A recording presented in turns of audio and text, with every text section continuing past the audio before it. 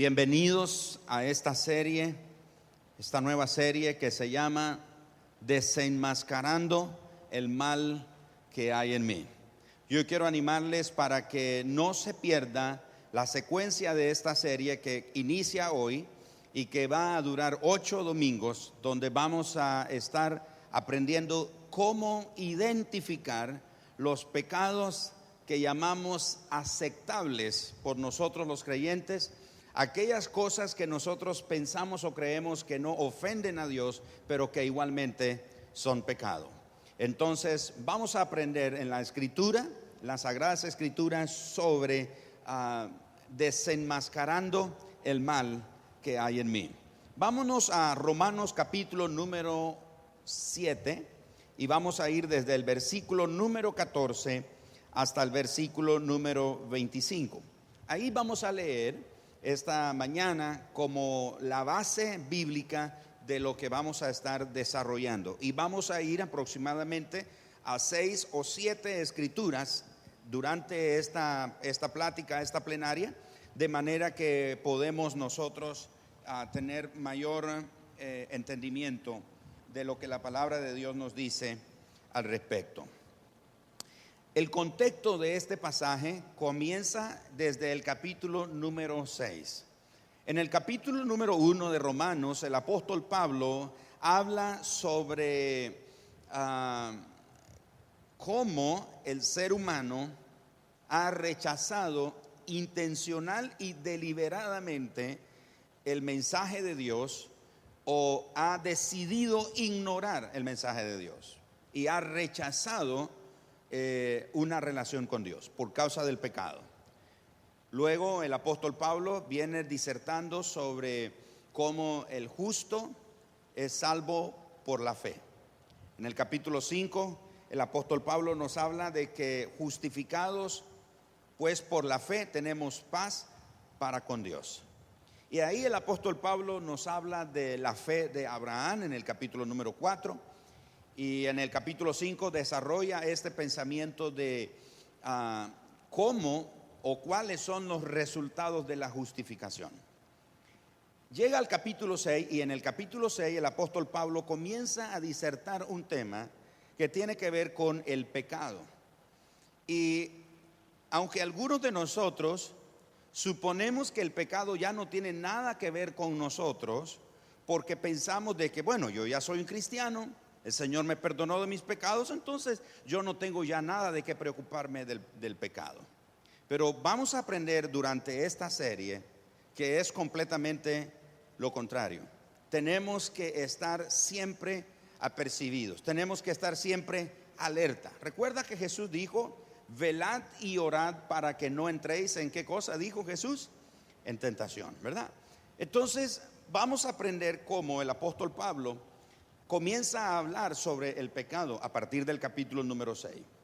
Y Pablo dice que ahora estamos en la gracia. Y dice, Pablo hace una pregunta que no es retórica, es una pregunta una pregunta que confronta, porque dice: ¿quiere decir entonces que ahora que estamos en la gracia vamos a perseverar en el pecado para que la gracia abunde? En ninguna manera, dice Pablo. No vamos a pecar, porque ya hemos muerto al pecado. ¿Cómo es que morimos al pecado? ¿En qué momento es que morimos al pecado? ¿Cómo es que debemos nosotros de responder a esa naturaleza de pecado que está en nosotros? ¿Cómo es que el Señor ya nos ha librado del pecado, pero por qué nuestros miembros todavía responden a la naturaleza del pecado? Todo eso lo vamos a aprender, lo vamos a ir descubriendo a lo largo de toda esta serie.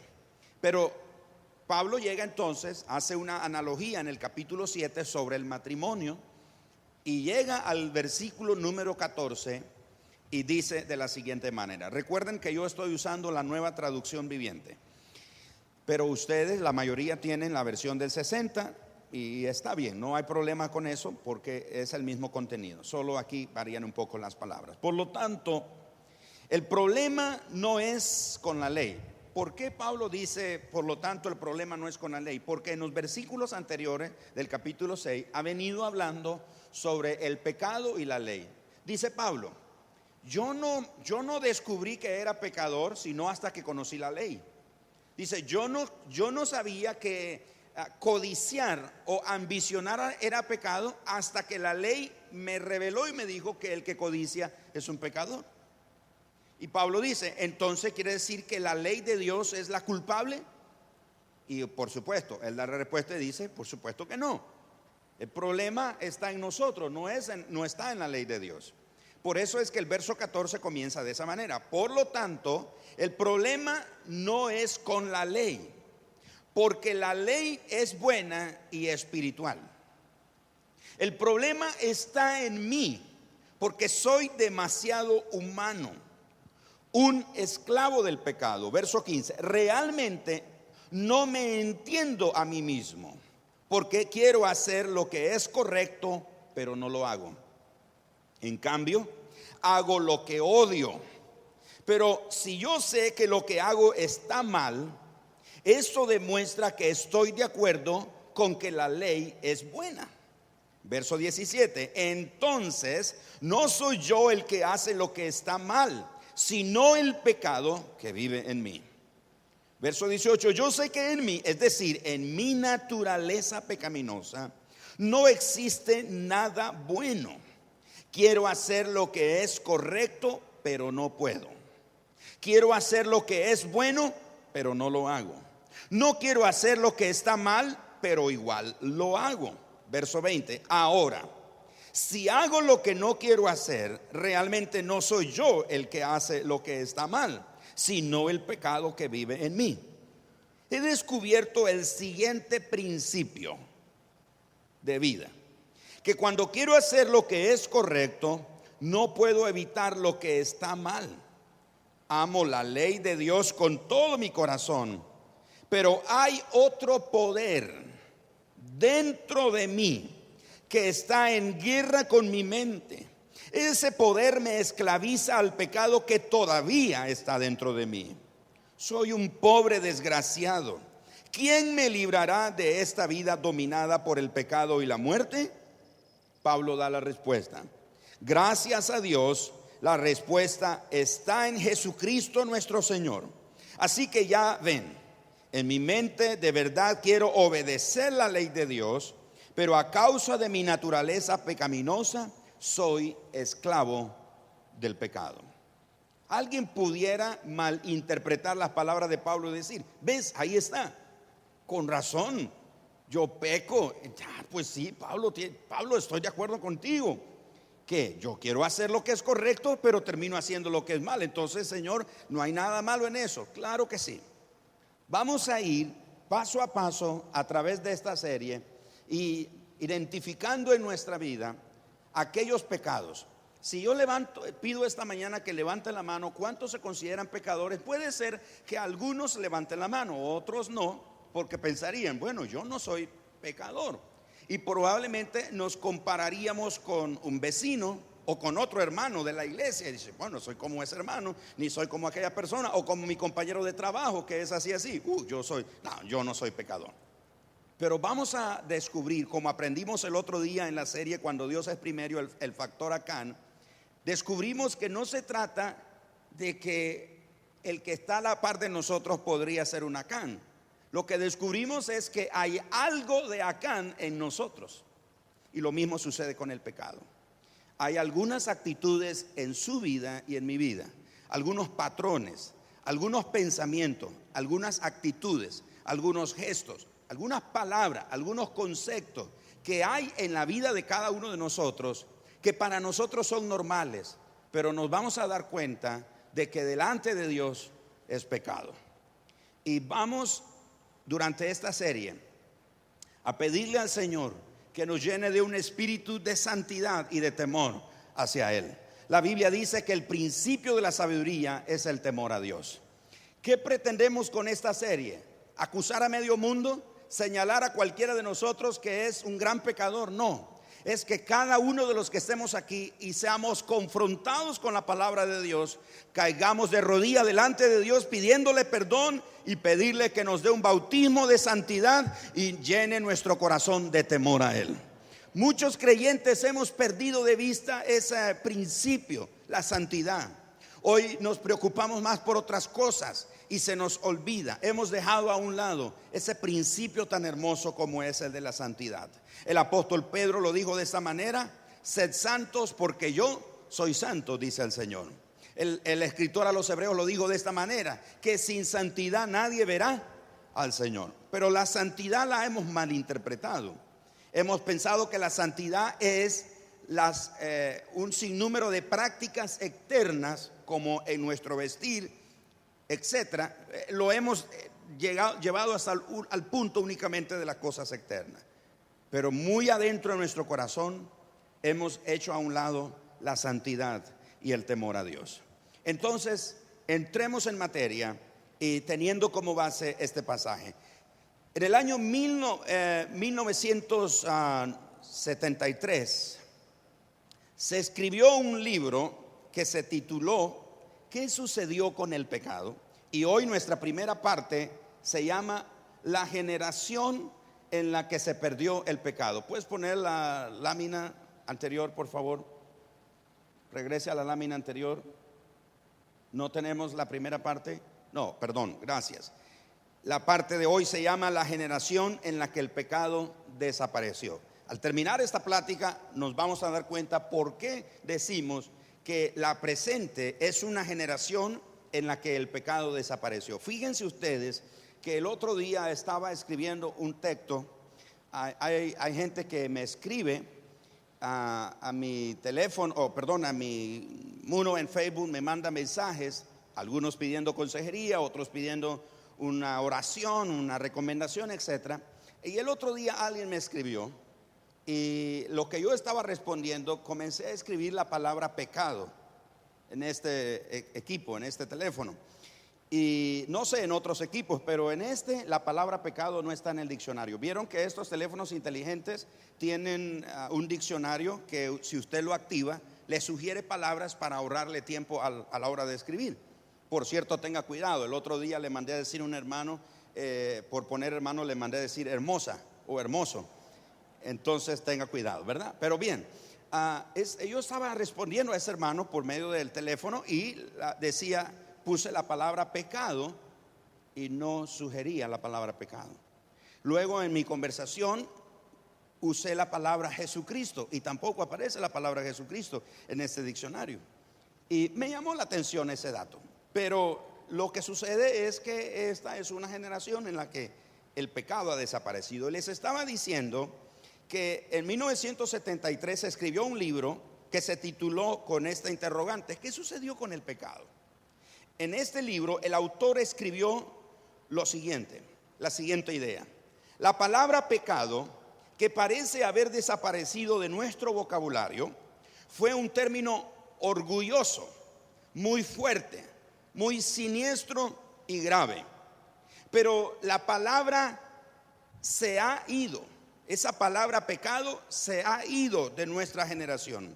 Casi ha desaparecido por completo, tanto ella como lo que evoca o lo que significa la palabra pecado. Es decir, que no solamente ha desaparecido la palabra pecado, sino que aún lo que evoca o lo que significa la palabra pecado. ¿Por qué? Nos preguntamos. ¿Será que ya nadie peca? ¿Que ya la palabra pecado o lo que significa el pecado ya no está hoy en día en labios de la gente? ¿Ya la gente no lo considera?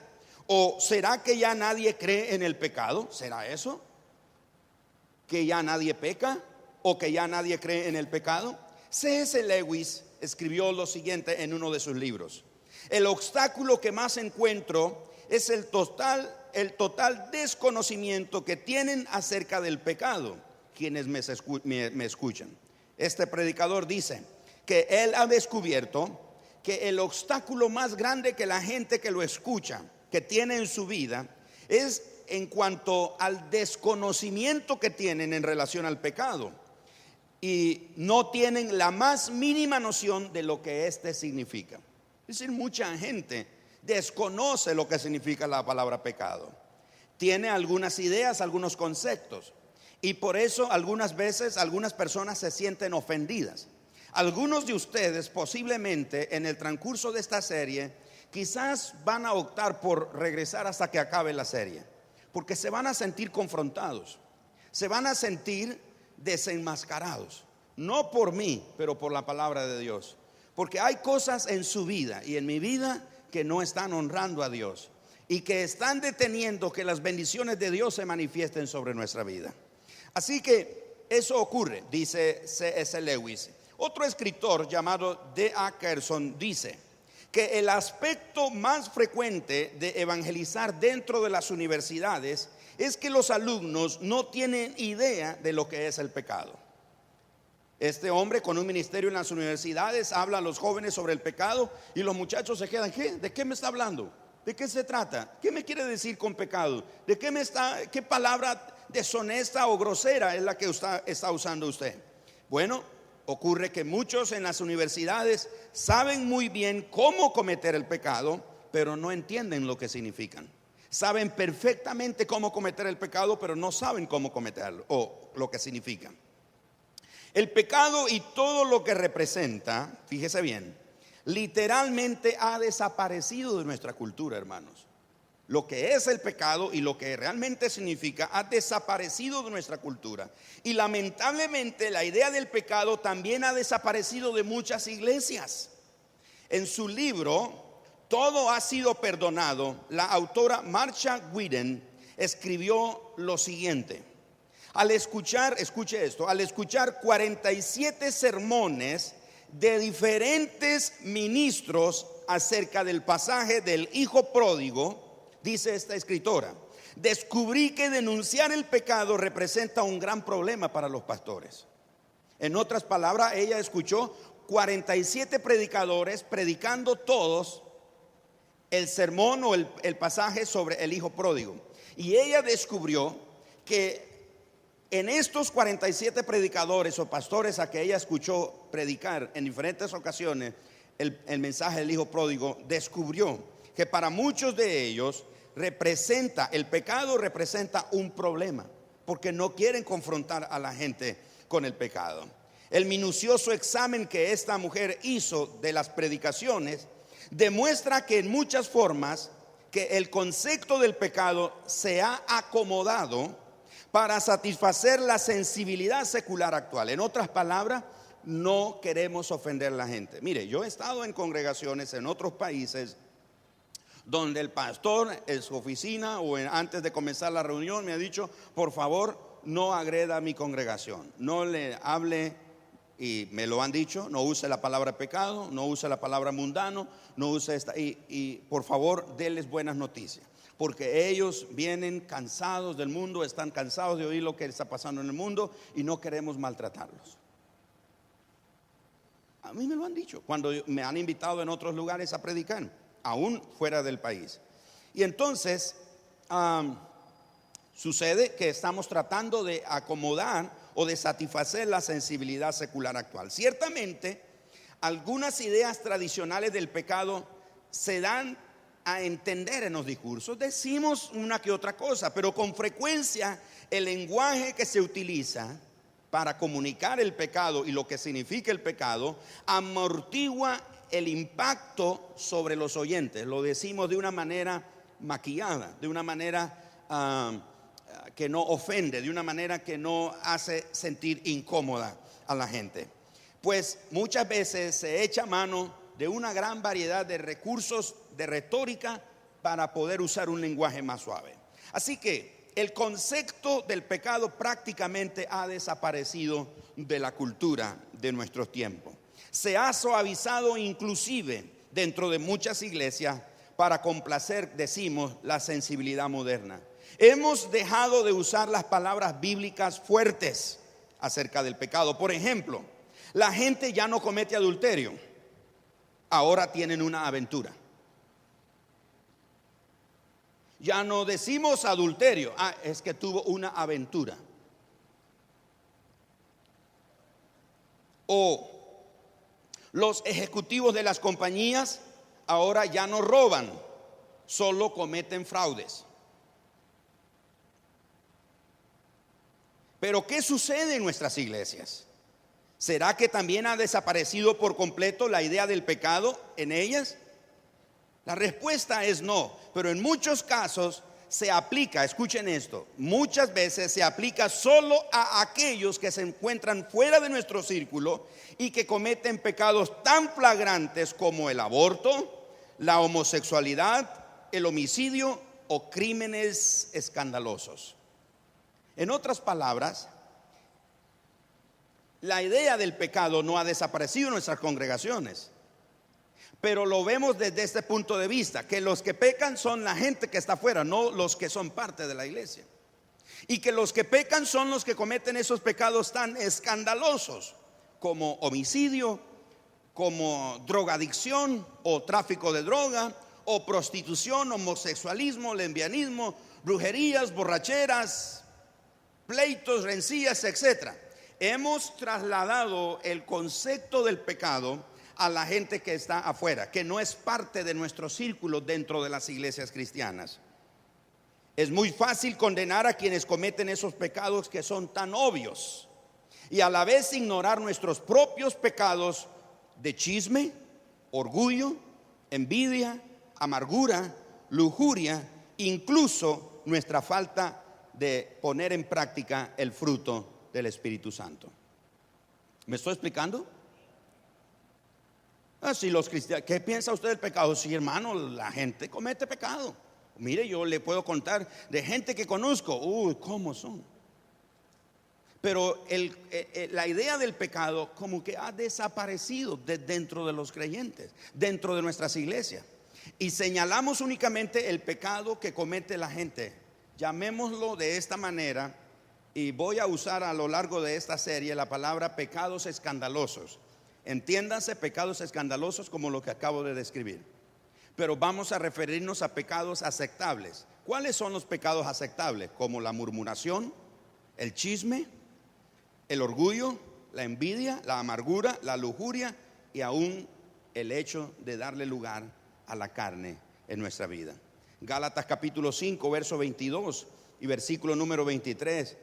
En ese pasaje el apóstol Pablo nos exhorta y nos dice de la siguiente manera, Gálatas 5:22, en cambio, la clase del fruto que el Espíritu Santo produce en nuestra vida es amor, alegría, paz, paciencia, gentileza, bondad, fidelidad, humildad y control propio. No existen leyes contra esas cosas. Ahora le voy a poner un ejemplo de mi vida, hablando de pecados que llamamos nosotros aceptables. Hace un par de días, entre las 6 y las 8 de la mañana, me tocó vivir 3 eventos que produjeron en mí un gran enojo. Yo estaba enojado, pero eso no es pecado. Pecado es lo que hace un borracho, una prostituta, un homosexual, un drogadicto, pero eso no es pecado. Estoy enojado. Yo estoy diciendo, Señor, algunos de ustedes se van a sorprender, pero estoy confesando mi pecado. Señor, pobrecito del primero que se me atraviesa en el camino. Señor, pobrecito del que me conteste mal, del que no tenga una respuesta, del que me haga un mal gesto. Señor, pobrecito. Y estoy, hermano, enojado. 3 eventos en 2 horas. Suena mi teléfono. Mi amada hija. Papi, ¿sí? ¿Podrías traerme un libro que se me quedó en casa? Si no me traes ese libro, no puedo hacer el examen. Y yo dije, aquí está la víctima. Yo dije, Keren, ¿cómo se te ocurre que voy a ir a las 8 de la mañana? Yo estoy aquí en la oficina, eran las 8 de la mañana. Digo, ¿cómo se te ocurre que voy a ir? ¿A qué hora crees que voy a llegar? En el medio de este tráfico. Ella estudia allá por Galerías. ¿A qué hora llego? ¿A qué hora regreso? Tengo mucho que hacer. Y ella dice, bueno, papá, si puede, está bien. Ok, y corto la llamada. Y estoy tocando así con mis dedos el escritorio. ¿Qué hago? Agarré la llave Me fui, pasé por la casa, llevé el libro y voy en el tráfico. No habían abierto el, ¿cómo se llama? Paso de nivel. Y estoy ahí dando todas las vueltas donde había que ir. Y estoy muy enojado.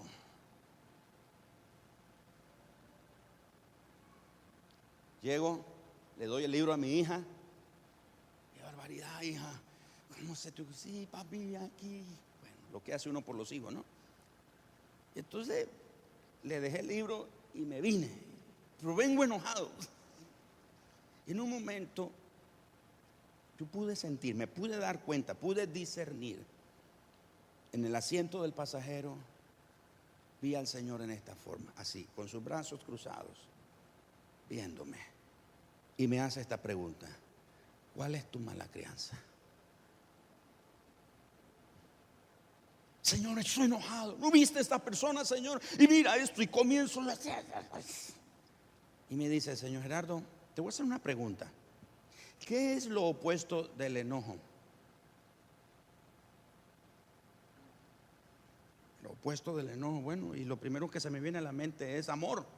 Y dice Dios: no, lo opuesto del enojo es el gozo. ¿Sabes por qué estás enojado? Has perdido el gozo. Y me comienza el Señor a dar una, hermanos, que lo trompudo que llevaba terminé haciendo cucharita, llorando yo en el carro, manejando ahí. Wow. El Señor me confrontó, pero me confrontó con mi pecado. Para mí en ese momento yo estaba justificando mi actitud, pero Dios dice: mi muchachito lindo, lo que usted está haciendo es pecado. Señor, pero no, es pecado. Señor, pero es pecado.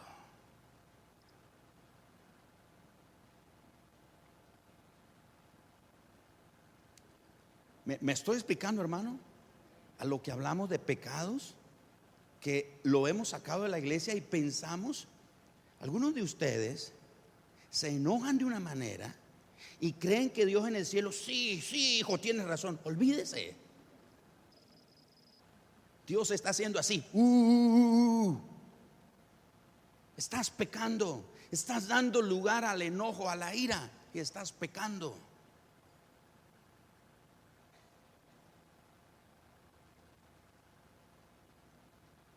Así que la pregunta sería: ¿cuántos de nosotros hemos pecado esta semana? No digan amén, no digan aleluya, no levanten las manos, no aplaudan, no digan nada. Pensemos en nosotros. Ahora, por supuesto, existen honrosas excepciones. Hay excepciones. Sin embargo, es muy común observar que estamos más preocupados por el pecado que comete la sociedad que por el que cometemos nosotros los creyentes. De hecho, con frecuencia nos permitimos cometer lo que llamamos pecados aceptables sin el más mínimo remordimiento. Abrimos nuestra boca para repetir un chisme o una murmuración, pero no lo consideramos eso pecado. Sin la más mínima consideración, sin el más mínimo entendimiento o discernimiento que lo que estoy haciendo es pecar contra Dios, cuando estoy chismeando y murmurando o repitiendo un chisme o una murmuración, se me olvida, pierdo la noción que lo que estoy haciendo es ser un pecador en ese momento. Y veo a un borracho y digo: qué barbaridad ese borracho. Y veo al vecino o un compañero de clase de trabajo que anda en adulterio. Qué barbaridad este adúltero. ¿Y yo?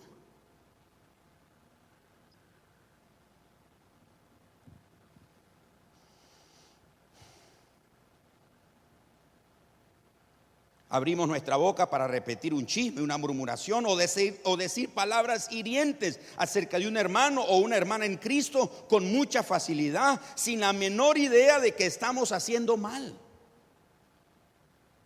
Estoy hablando de pecados aceptables. Otro, albergamos heridas y ofensas del pasado. Algunos maridos dicen que sus esposas no se ponen histéricas, se ponen históricas, porque están recordando siempre cosas que le hicieron en el pasado. En ese punto, en el pecado, muchos nos ponemos históricos. No hemos perdonado una ofensa, no hemos perdonado que alguien nos causó una herida. No lo hemos perdonado. Seguimos cargando en eso en el corazón. Y sí oramos, y sí hacemos las cosas de cristianos. Cantamos, aplaudimos, danzamos, ayunamos, vigilamos, hacemos todo. Leemos la Biblia en 40 días, hacemos todo lo que usted quiere como cristianos. Pero tenemos heridas en el corazón y estamos cargando ofensas y pensamos que eso no es pecado.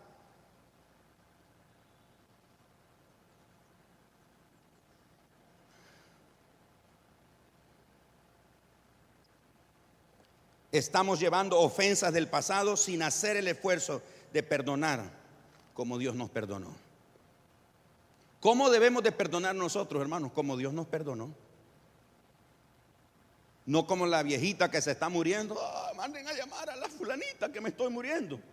Y mandan a llamar a la fulanita. Dice, por favor, te perdono. Y mira, aquí están pidiendo perdón. Pero le dice, pero ya sabes que si no me muero, seguimos en la misma. Algunos creyentes somos así.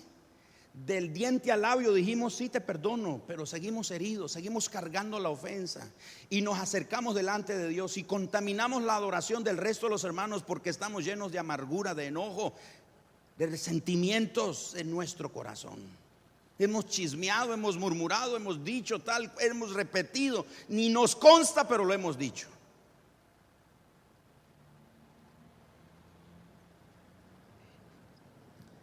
Vemos con orgullo a los pecadores de nuestra sociedad sin el más mínimo sentido de humildad, aunque sabemos que lo que somos hoy se lo debemos a la gracia de Dios. ¿Por qué no nos angustiamos tanto cuando somos egoístas? Cuando somos criticones, cuando somos impacientes, cuando somos enojones, etcétera. Es muy fácil salirnos por la tangente diciendo que estos últimos pecados que acabo de mencionar no son tan malos como los que son vergonzosos que comete la sociedad. Pero Dios no nos ha dado autoridad para establecer distinciones entre los pecados. Más bien, Él contradice esta conducta, como dijo el apóstol Santiago en capítulo 2 y verso 10. Vaya conmigo, Santiago capítulo 2, versículo número 10. Pues el que obedece todas las leyes de Dios, menos una, es tan culpable como el que desobedece todas. Es decir, ¿de qué nos sirve guardar las leyes de Dios, guardar 10 leyes de Dios o 10 mandamientos, pero violentamos uno? Es como que hemos violentado todos.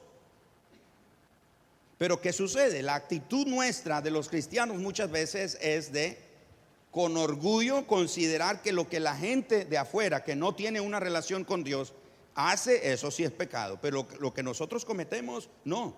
Y Dios no nos ha dado esa autoridad para nosotros decir, lo que yo hago tiene la aprobación de Dios para no ser visto como pecado. Santiago 2:10 dice eso. Ahora, cuando una persona, por ejemplo, mata a alguien, quebranta la ley divina. ¿Cuántos saben eso? Que cuando alguien mata a una persona, quebranta la ley divina. Pero que cuando un creyente habla cosas que destruyen a otra persona, también está quebrantando la ley de Dios. Efesios 4:29, en este pasaje el apóstol Pablo nos exhorta a lo siguiente. Efesios 4:29. No empleen un lenguaje grosero ni ofensivo, que todo lo que digan sea bueno y útil, a fin de que sus palabras resulten de estímulo para quienes los oigan.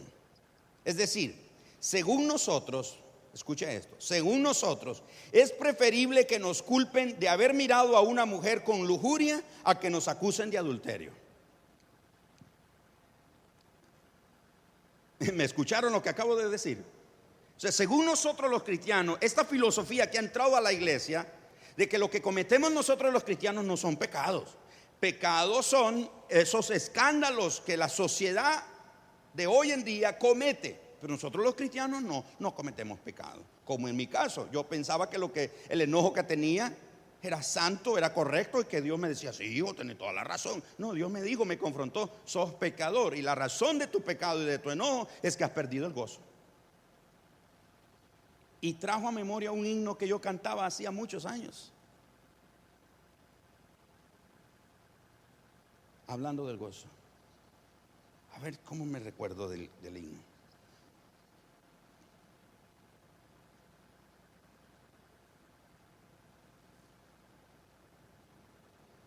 Grande gozo hay en mi alma hoy, porque Cristo me salvó.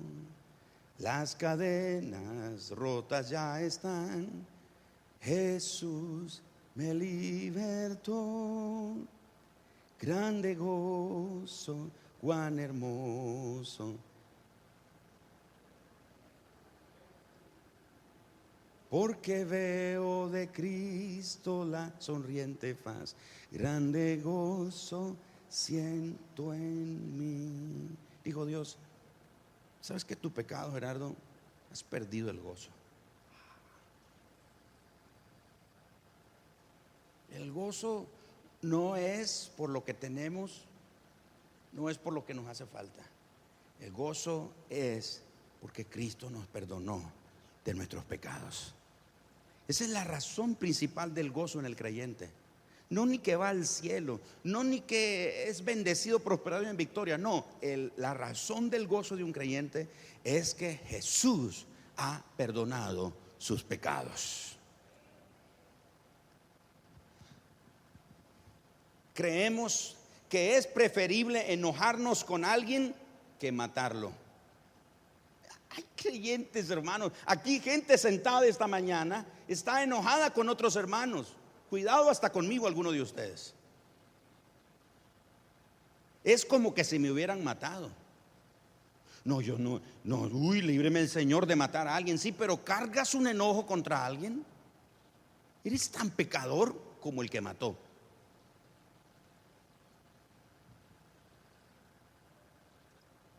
Cargas una rabia, una furia, una rencilla, un resentimiento contra alguien que no lo quiero ver ni en pintura.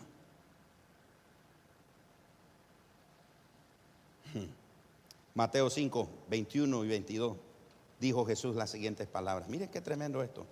Acompáñenme, Mateo capítulo 5, verso 21 y verso 22. En unos pocos minutos. Mateo 5, 21 y verso 22. ¿Han oído que a nuestros antepasados se les dijo, no asesines? Si cometes asesinato, quedarás sujeto a juicio. Pero yo digo, dice Jesús, aun si te enojas con alguien, quedarás sujeto a juicio. Si llamas a alguien idiota, corres peligro de que te lleven ante el tribunal, y si maldices a alguien, corres el peligro de caer en los fuegos del infierno. En otras palabras, tan pecado es matar a alguien como estar enojado con alguien. Está enojado con su esposa, está enojado con su marido, está enojado con sus hijos, está enojado con sus padres, está enojado con sus líderes, está enojado con su hermano, está enojado con sus pastores, está enojado con el vecino, con su jefe. ¿Con quién está enojado? Arrepiéntase.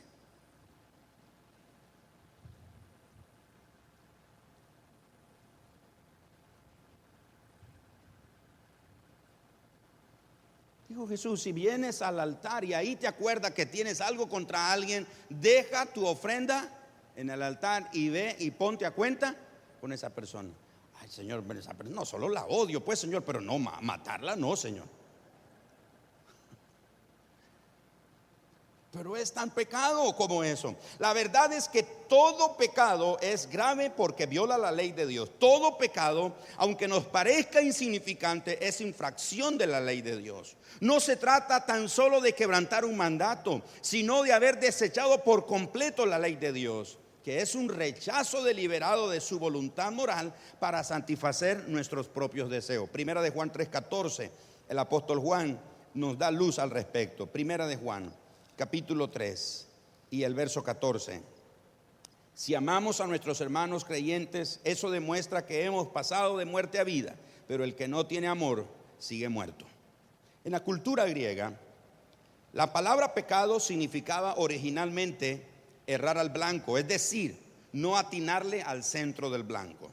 Por lo tanto, el pecado se consideraba una falta de cálculo o dejar de lograr algo, de acuerdo a la cultura griega. Ahora, hay algo de verdad en esa idea aún en la actualidad. Es como alguien que se arrepiente genuinamente de su vida pecaminosa y con empeño busca cambiar, pero que sigue fallando una y otra vez. Sin embargo, en muchas ocasiones, nuestros pecados, fíjese bien, no se deben a escuche esto, nuestros pecados no se deben a nuestro fracaso de lograr algo, sino a la ambición interna de satisfacer nuestros deseos carnales. Por ejemplo, si decimos un chisme o codiciamos algo, es porque tenemos el placer momentáneo y lo consideramos que es mayor que nuestro deseo de agradar a Dios. En otras palabras, hay gente que chismorrea o gente que anda con chisme y murmuración, lo hace no porque lo considera que es pecado, sino porque tiene un deleite grande. Se deleita, una satisfacción en su carne de repetir chisme y de murmurar y de criticar, etcétera, etcétera. Y ha perdido de vista en su corazón, en el temor a Dios, de que en vez de agradar a Dios quiere agradarse a sí mismo. ¿Qué dijo el apóstol Santiago al respecto? Santiago 1:14. Leo Santiago capítulo 1, verso número 14. Dijo el apóstol Santiago: la tentación viene de nuestros propios deseos, los cuales nos seducen y nos arrastran. El pecado es pecado. Aún los que denominamos pecados aceptables de los santos, de los creyentes, y que toleramos en nuestras vidas, los toleramos, los permitimos. Todos son graves ante los ojos de Dios.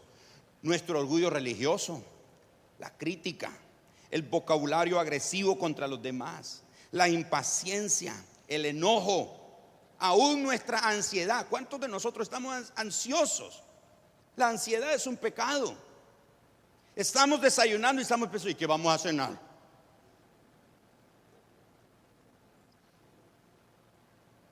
¿Qué vamos a almorzar? Ay, ¿qué me voy a poner? Ay, ya viene mi cumpleaños, ¿qué voy a tener? ¿Qué voy a estrenar? ¿Qué voy a usar? Una ansiedad, una desesperación. Ay, por cierto, dijeron que el combustible iba a bajar hoy, ¿verdad? Se va a bajar el combustible. Ahora, ¿cómo hago para guardar más combustible? Porque en una semana va a subir una ansiedad, una desesperación. El dólar sube, el petróleo baja, el petróleo sube y una ansiedad, una desesperación. Me falta esto, no tengo aquello. Dijo el apóstol Pablo en Filipenses capítulo 4, versículo número 6. Mira qué lindo esto, hermanos, y interesante. No he oído un solo amén en todo el mensaje hoy, pero está bien. No se trata de eso. No quiero arrancar ningún amén de nadie.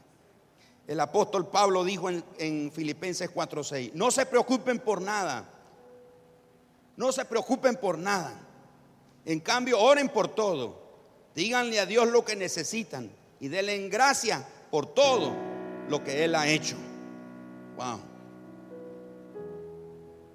Dijo Pablo en esa escritura: si tienen abrigo, si tienen sustento, estén contentos. No estén desesperados.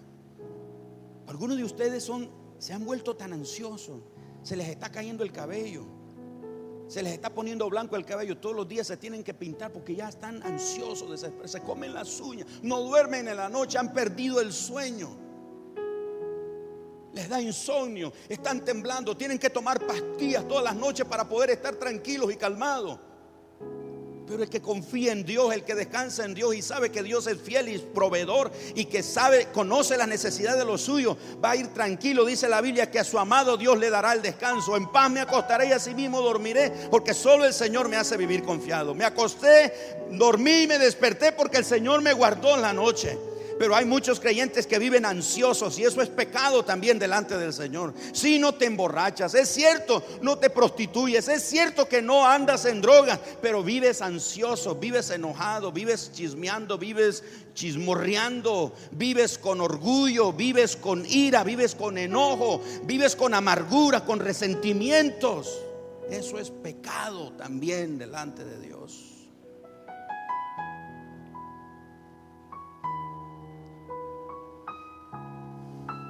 Todos estos son pecados graves delante del Señor. El Señor nos redimió de la maldición de la ley, hacerse maldición por nosotros. Pero aún así, el hecho persiste. Consentimos pecados en nuestra vida que parecen insignificantes, pero que merecen la maldición de Dios. Algunos de ustedes, incluyéndome, consideramos algunos pecados que cometemos como insignificantes, como mi enojo. Yo no consideré que era. Yo consideré que yo no necesitaba una reprensión de Dios. Yo sentí que Dios iba a mandar su ángel y me iba a decir: hijo, si todo el mundo tienes razón, Señor, hijo, déjame hacer caer fuego sobre la gente. No, el fuego iba a caer sobre mí, porque yo era un pecador, estaba comportándome como un pecador en ese momento. Sí, tal vez ha desaparecido en nuestra cultura el concepto del pecado. Puede que se haya suavizado en muchas de nuestras iglesias para no incomodar a los oyentes. Pero aún más triste es que algunos creyentes han redefinido ese concepto para incluir solo los pecados obvios y vergonzosos de nuestra sociedad. En otras palabras, hemos redefinido la palabra pecado y consideramos pecado solo esos pecados escandalosos que la gente que no va a una iglesia comete. El resultado es que ha desaparecido en la conciencia de muchos creyentes que moralmente son rectos la convicción del pecado personal. Pero aún así no ha desaparecido a la vista de Dios. En otras palabras, lo más triste de todo esto es que en la conciencia de muchos creyentes que son moralmente correctos, no se meten con los vecinos, no pelean con nadie, son gente correctos, pero han perdido la conciencia del pecado personal delante de Dios. Quiera Dios traernos de regreso a la cruz de Cristo, y en la cruz de Cristo, delante del Señor, reconocer nuestros pecados. En esta generación el pecado ha desaparecido, y en muchos creyentes el pecado se ha redefinido, o en muchos creyentes el concepto del pecado se ha cambiado. Pero aunque el mundo lo redefina, aunque los creyentes lo cambien, el concepto delante de Dios sigue siendo pecado. Es tiempo de pedirle a Dios que traiga conciencia de pecado. Natán, el profeta, se acerca donde David, que había pecado, cometió adulterio y homicidio. David, el rey, el hombre conforme al corazón de Dios. Y llega Natán y dice: David, te cuento una historia. Fíjate que había un hombre que tenía muchas ovejas, y había otro que tenía una sola oveja. Pero este hombre que tenía muchas ovejas se comió la oveja del que tenía solo una. ¿Qué crees tú que merece ese hombre? Y David se enardece y dice: ese hombre merece la muerte, ese hombre merece morir, ese hombre no merece que tengan misericordia y piedad de él. Y el profeta Natán le dice: David, ese hombre eres tú. ¿Qué? Sí. El pecado que has tratado de ocultar en tu vida, el pecado que lo has enmascarado, lo has disfrazado. No, yo no cometí adulterio, tuve una aventura. No, yo no maté a nadie, le pasó algo en la guerra. Has enmascarado tu pecado y está presente delante de Dios. El Salmo 51, el himno más hermoso de los salmos. Crea en mí, oh Dios, un corazón recto y espíritu noble me sustente. Examíname, Señor, y ve si hay en mí camino de perversidad. Límpiame y lávame más y más de mi maldad. Límpiame con hisopo, Señor. Límpiame, renuévame y vuélveme el gozo de la salvación. No quites tu espíritu de mí, Señor. Lo más terrible del pecado, hermano, es que nos aleja de la comunión con Dios. Si vienes a la iglesia y por eso te sientes agotado, no te sientes inspirado, no te sientes apasionado, ya lo haces mecánicamente, ya no tienes pasión, ya no te levantas en la mañana apasionado por Dios, ya no lo buscas con pasión, ya no te esfuerzas por buscar su palabra y alimentarte de tu palabra. Te llena más lo que dice Facebook que lo que dice su palabra. Le das más tiempo al internet, de las redes sociales, que pasar tiempo con el Señor. te ocupas más de otras cosas, estás más pendiente de la vida de otras personas y te olvidas que tu vida delante de Dios está siendo observada. Es cierto que nosotros cambiamos el concepto de lo que es el pecado, pero Dios nos ve. Aprendí de niño en la escuelita bíblica: cuidado mis ojitos los que ven, en el cielo está el Señor y Él nos mira con amor. Cuidado mis manitos los que tocan, en el cielo está el Señor, Él nos mira con amor. Cuidado mis piecitos, ¿dónde van? Porque el Señor nos está viendo. No creas que el pecado que tú y yo cometemos, aunque lo cometamos a escondida de cualquier otra persona, no significa que Dios no lo está viendo. Él lo ve y te está diciendo: arrepiéntete, vuélvete a mí. No sigas en ese pecado, porque te va a costar la vida, te va a costar todo, será la ruina para tu vida. No dejes que te avergüence. David tuvo que ser avergonzado. Dios le dio a David oportunidades muchas veces, pero David pensó que lo que había cometido no era un pecado. David pensó que lo que había cometido era una falta, era una debilidad, pero ante los ojos de Dios era un pecado. David, arrepiéntete. Le habló en sueño, posiblemente le habló por medio del Espíritu Santo. De alguna forma el Espíritu Santo le hablaba a David, pero David pensó que lo que había cometido no había ofendido a Dios.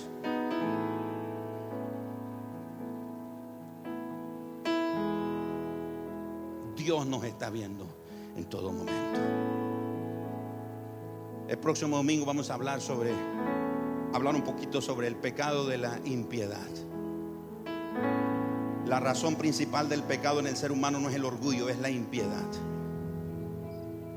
Y la impiedad no es más que tener la actitud de no pensar en Dios, de creer en Dios, pero de vivir como que si Él no existe. Créanme, estos días que he estado en esto, preparándome para esto, yo he tenido que poner mi vida delante de Dios y me he enfrentado con cada situación y le he dicho: Dios mío, ayúdame a pensar en ti, ayúdame a pensar en ti. Si usted me sigue en el Facebook, yo estoy escribiendo algo que se llama, una serie en esa red social que se llama Oración de Poder. Oración de poder muchas veces se cree que es gritos y exhortaciones Oración de poder son aquellas oraciones que uno le dice a Dios: Señor, tengo la intención de cambiar, pero no puedo. Si tú no me ayudas, no puedo cambiar.